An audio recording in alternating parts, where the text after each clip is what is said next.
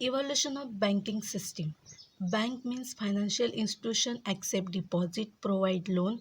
लेकिन banking regulation act 1949 के अनुसार जो फाइनेंशियल इंस्टीट्यूशन वर्क करती है उसे हम बैंक कहते हैं. Act negotiable instrument act 1881 bank holiday के लिए होता है. बैंकिंग रेगुलेशन एक्ट 1949 बैंकिंग के लिए होता है. बैंक RBI एक्ट 1935 बैंक को रेगुलेट करने के लिए यह एक्ट बनाया गया है. बैंकिंग हिस्ट्री में इंडिया में जो फर्स्ट बैंक इस्टेब्लिशमेंट हुई थी वो बैंक ऑफ हिंदुस्तान थी. 1770 को बनाया गया था. अब हमारे देश को आज़ादी के मिलने के पहले ये बैंक बनाया गया था, लेकिन ये बैंक अंग्रेज़ों के द्वारा बनाया हुआ बैंक था.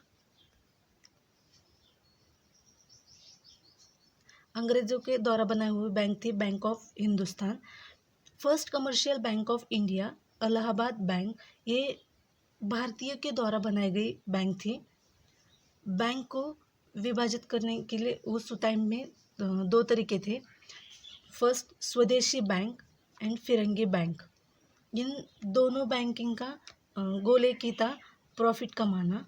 स्वदेशी बैंक हमारे देश के अमीर लोगों को लोन देती थी जो लोग एक्सपोर्ट इंपोर्ट करते थे, और फिरंगी बैंक वहाँ इन्वेस्टमेंट करती थी जो जहाँ अमीर लोग रहते थे, यानी कि अर्बन एरिया में. लेकिन ये दोनों बैंक US के स्टॉक मार्केट में इन्वेस्टमेंट करते थे.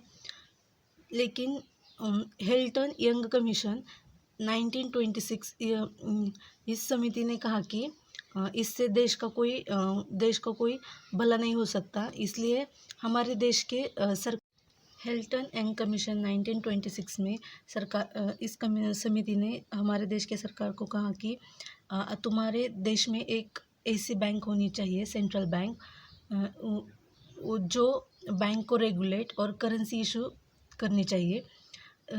उन्होंने कहा कि RBI means bank, reserve bank of India, जो बैंक को रेगुलेट और करेंसी इशू करेगी, ऐसी बैंक इस्टेब्लिशमेंट करो. लेकिन हमारे देश की सरकार ने तब इतना उस पर ध्यान नहीं दिया.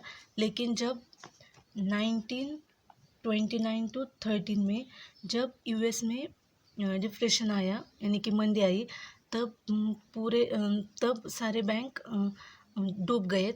जब सारे बैंक डूब गए, बैंक का पैसा डूब गया, बैंक का नुकसान हुआ. तभी जब बैंक का नुकसान हुआ, तभी हमारे गवर्नमेंट को याद आया कि उस समिति ने हमें कहा था कि एक ऐसा बैंक होना चाहिए हमारे देश में जो बैंक को रेगुलेट और करेंसी इशू करनी चाहिए. तब हमारे देश के सरकार ने 1934 में RBI नाव की नींव रखी, और उसे 1935 में RBI को बनाया. तब उसका हेडक्वार्टर कलकत्ता में था, और बाद में उसे 1937 में मुंबई में शिफ्ट किया, और प्रेजेंट में RBI का हेडक्वार्टर मुंबई में भी है. जब RBI बनाया था तब RBI का पूरा खर्च 5 करोड़ रुपीस था. 5 करोड़. उसमें प्राइवेट का शेयर था 90% और गवर्नमेंट का शेयर था 10%, यानी कि लगभग 22 lakh rupees, and otherwise private का था. ट्रांसफ़र ऑफ ओनरशिप 1948 मीन्स सरकार ने पूरे के पूरे प्राइवेट के शेयर अपने नाम किए. नेशनलाइजेशन ऑफ RBI 1949 में हुआ था, जब सरकार ने प्राइवेट के पूरे शेयर अपने नाम किए और एक एक्ट पास किया, और उसे हम कहते हैं नेशनलाइजेशन ऑफ RBI 1949 में हुआ था. और नेक्स्ट बैंकिंग टाइप्स हम नेक्स्ट वीडियो में देखेंगे. Thank you.